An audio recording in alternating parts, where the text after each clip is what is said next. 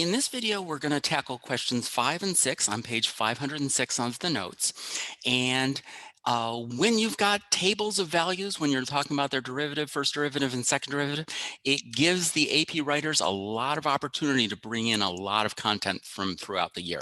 And so we're going to see some integral questions like we've been tackling up to this point.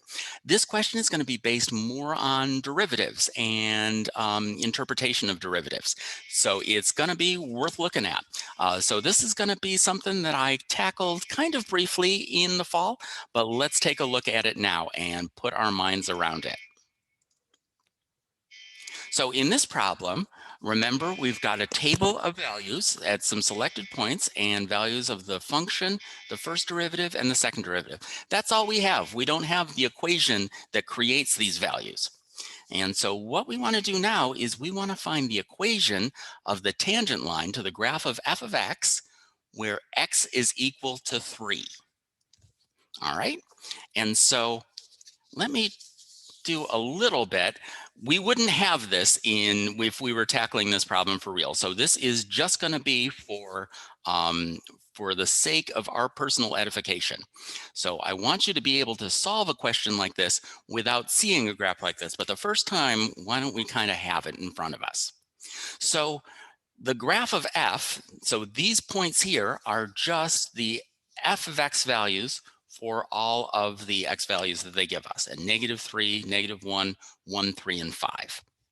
We also know for each one of these points the derivative of the function at each of these points. And what does the derivative mean?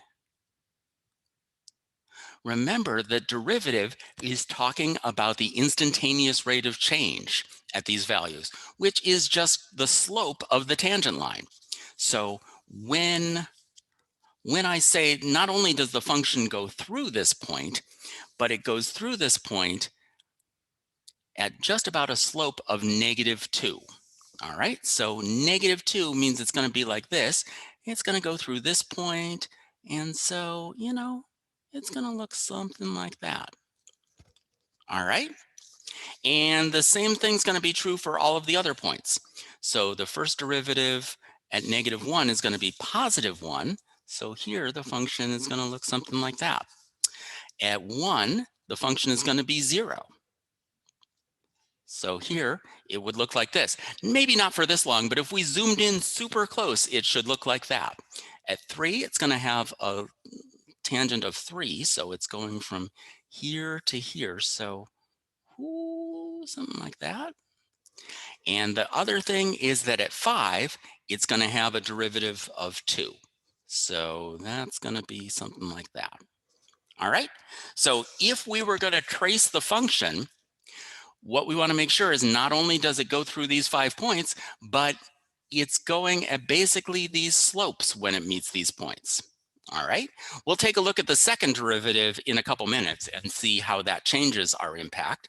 But the first thing we can do is we have enough information in the table right now to write the equation of the tangent line to the graph of f of x when x is equal to 3.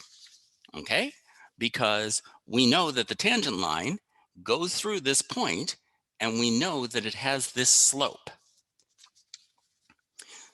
So there are a couple ways we can do this. Maybe the easiest way is to say, remember, the equation of a line is y is equal to mx plus b. All right, and we need to figure out m, and we need to figure out b in order to have the equation of the line. Well, m, we should know exactly what that is, right? Because m is the slope. So what is the slope of this tangent line going to be?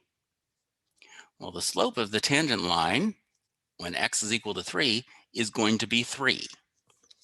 Just like we drew this line with a slope of 3, this is the tangent line. So the tangent line is going to have a slope of 3. So I want to say y is equal to 3x plus b. That's cool, but I don't know what b is. So what other information do I have that's going to let me solve for b? Well, I know that x is equal to 3. Do I know what y is equal to? Well, the y value here is x is equal to 3 and y is equal to 1. Remember, that is just f of 3. So when we look at f of 3, here's the x value, here's the y value, and there's our slope. All right, so we can take those three values for x, y, and m and substitute it into this equation, and then we have something we can solve for b. So y is equal to 1 is equal to 3 times 3 plus b. 1 is equal to 3 times 3 is 9 plus b. We subtract 9 from both sides, and we get that b is equal to -8. Well, I probably shouldn't throw in a box around that, because now we know m and we know b, so we can calculate the equation of the tangent line, which is y is equal to 3x minus 8. So that is the equation of the tangent line. All right. So that just gave you a little bit of an idea of how we can use these table problems to calculate the equation of a tangent line, because the equation of a line, any line, is y equals mx plus b. And since we know it's a tangent line, we know two things about it. We know a point that it goes through, which is x is the x value, and f of x would be the y value. And we know the slope of the line, m, because the slope is the first derivative at that point.